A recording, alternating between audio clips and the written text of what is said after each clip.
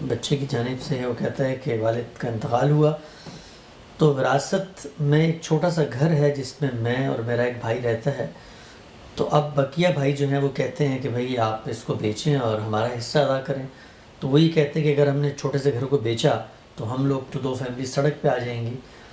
تو وہ کہتے ہیں کہ ایسے سلسلے میں کیا نصیحت جو ہے وہ بڑے بھائیوں کو کی جائے گی. اور ویسے میں ایک جنرل سوال ہی پوچھوں گا، اس طرح کا سینیریو تو پیرنٹس کو کیا کرنا چاہیے کہ بچے پتہ ہے کمزور ہیں، ایک گھر میں رہ رہے ہیں اور رخصت ہو رہے ہیں، تو اس وقت وہ کیا معاملہ کریں؟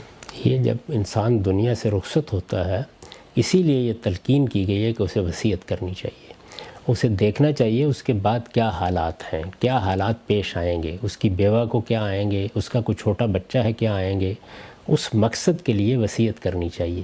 قرآن مجید کے پورے قانون میں بار بار توجہ دلائی گئی ہے، من بعد وصیت او دین. اگر قرض ہے تو اس کے بارے میں وصیت کرو، اگر کوئی وصیت تم نے کرنی ہے تو متعین طور پر بتاؤ وہ کیا ہے. تو یہ بڑا ضروری ہوتا ہے. ہمارے ہاں اس کو نظر انداز کر دیا جاتا ہے. اس کے بعد ایسی صورتحال پیدا ہو جاتی ہے. مثلا یہ وصیت کی جا سکتی تھی کہ جب تک میری بیوی دنیا میں ہے، میرا یہ بچہ چھوٹا ہے، یہ اپنے پاؤں پر کھڑا نہیں ہو جاتا، اس وقت تک یہ میراث تقسیم نہیں ہوگی. یہ لوگ بھی اسے کوئی نقصان نہیں پہنچائیں گے اور وہ لوگ بھی اس کو نہیں بیچیں گے. یا کوئی اور چیز جو بھی آپ اختیار کر سکتے ہیں. یہی وہ چیزیں ہیں جن کے لیے وصیت کا حق دیا گیا ہے. اس میں دونوں باتیں بے بنیاد ہیں جو ہمارے یہاں کہی گئیں. ایک یہ کہ وصیت صرف 1/3 تک محدود ہے، یہ کوئی قانونی تحدید نہیں ہے. یہ رسالت مآب صلی اللہ علیہ وسلم نے ایک تلقین فرمائی ہے تاکہ لوگوں کے حقوق تلف نہ ہوں. جو تلقین کی چیزیں ہیں وہ دین میں تلقین ہی کے مقام پر رہیں گی. جو چیزیں قانونی تحدید کی صورت رکھتی ہیں انہی کو اس طرح بیان کیا جائے گا. اسی طرح لا وصیت علی وارث پر جو سارا کا سارا مقدمہ مبنی ہے، میں نے بھی قرآن مجید سے اس کی تائید کی ہے اور یہ بتایا ہے کہ رشتہ داروں کے حق میں آپ وصیت نہیں کر سکتے. اللہ نے حصے مقرر کیے ہیں لیکن وہ بربنائے رشتہ داری نہیں کر سکتے. کسی کی ضرورت ہے، کوئی خدمت ہے، اس کو ملحوظ رکھ کے وصیت ضرور کرنی چاہیے. تو یہ کام کرنا چاہیے تھا.